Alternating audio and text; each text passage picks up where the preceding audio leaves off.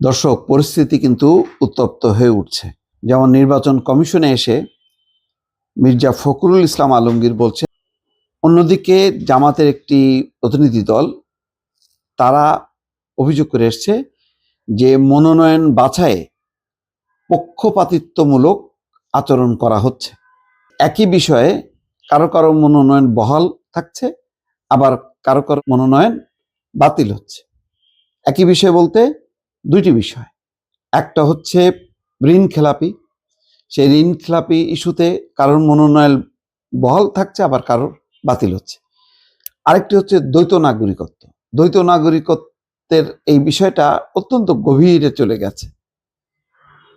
সেখানেও দেখা গেছে যে কারো কারো বাতিল হয়েছে। যেমন বিএনপির আব্দুল গফুরের নামে বাতিল হয়েছে, জামাতেরও সম্ভবত বাতিল হয়েছে, আবার কারো কারো থেকে গেছে। এই বিষয়টা নিয়ে পরিষ্কারভাবে জামাতের একটা প্রতিনিধি দল ডক্টর মোহাম্মদ ইউনূসের কাছে যে অভিযোগ করে এসছে।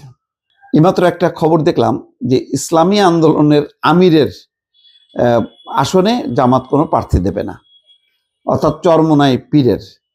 এটা হয়তো ইসলামী আন্দোলনকে একটু তাদেরকে একটু সহনীয় করার জন্য, বা যাতে বিরোধটা তীব্র না হয়, এটা হয়তো একটা কৌশল। যাক, এটা একটা সৌজন্য তারা দেখিয়েছে, এটা নিশ্চয়ই ধন্যবাদ পাওয়ার মতন।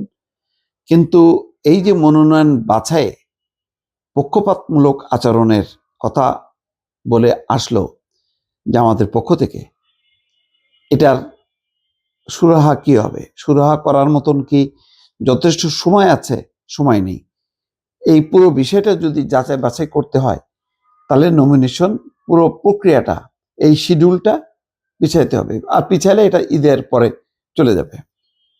আপিল শুনানিতে কোনো পক্ষপাতিত্ব করা হয়নি, এটা সিইসি বলছেন। যেখানে মির্জা ফখরুল ইসলাম আলমগীর বলছেন যে ইসির কিছু কর্মকর্তা একটি দলের পক্ষে কাজ করছেন, তাদের দুইজনের প্রার্থিতা বাতিল হয়েছে এবং পোস্টাল ব্যালট নিয়ে তাদের গুরুতর অভিযোগ আছে।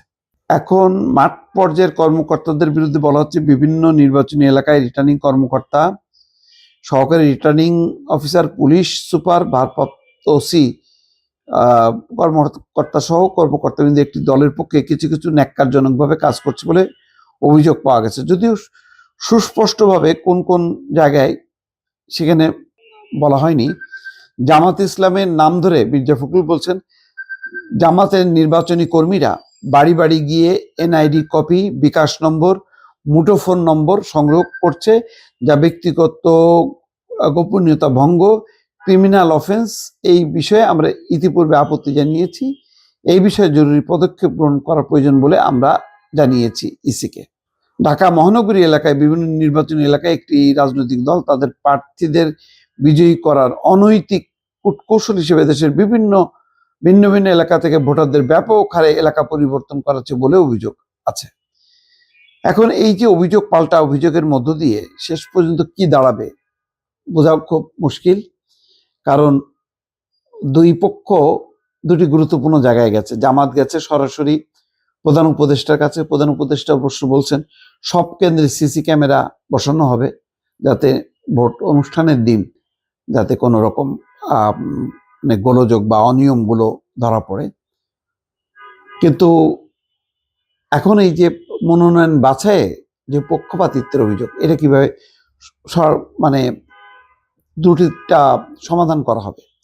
অথবা মির্জা ফখরুল যে বলে গেলেন যে ইসির কিছু কর্মকর্তা একটি দলের পক্ষে কাজ করছেন, এটাও কি এখন, সেটাও আবার রেমিডিটা কি, কিভাবে এটা কাজ করবে?